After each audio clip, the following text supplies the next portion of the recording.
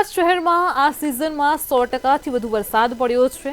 આ ભારે વરસાદના પગલે સાબરમતી નદીનું વિકરાળ સ્વરૂપ પણ જોવા મળ્યું છે, જ્યારે રિવરફ્રન્ટનો વોકવે પાણીમાં ગરકાવ થયો છે। શું છે વધુ વિગતો જોઈએ ખાસ રિપોર્ટમાં।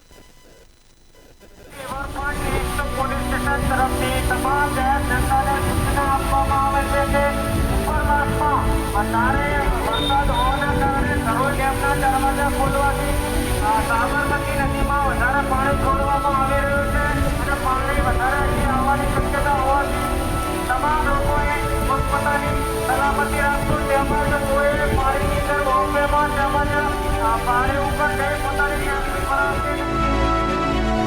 અમદાવાદ શહેર અને તેની આસપાસના વિસ્તારોમાં રવિવાર સવારથી સતત વરસાદ પડી રહ્યો છે, જેના કારણે ઘણા વિસ્તારોમાં વરસાદી પાણી ભરાઈ ગયા છે અને સામાન્ય જનજીવન પર અસર પડી રહી છે।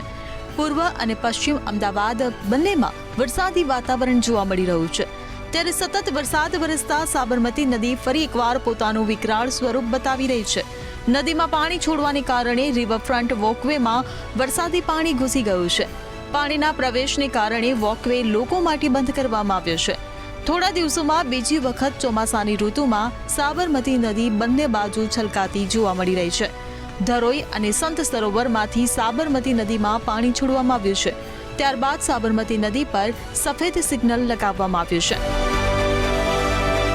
રિવરફ્રન્ટ ઈસ્ટ પોલીસ સ્ટેશન તરફથી તમામ જાહેર જનતાને સૂચના આપવામાં આવે છે કે ઉપરવાસમાં વધારે વરસાદ હોવાના કારણે ધરોઈ ડેમના દરવાજા ખોલવાથી સાબરમતી નદીમાં વધારે પાણી છોડવામાં આવી રહ્યું છે અને પાણી વધારે અહીં આવવાની શક્યતા હોવાથી તમામ લોકોએ પોતપોતાની સલામતી રાખવું તેમજ કોઈ પાણીની અંદર વોકવેમાં તેમજ પાણી ઉપર જઈ પોતાની સેલ્ફી પડાવશે નહીં તેમજ પાણીથી દૂર રહેશે, બાળકોને દૂર રાખશે।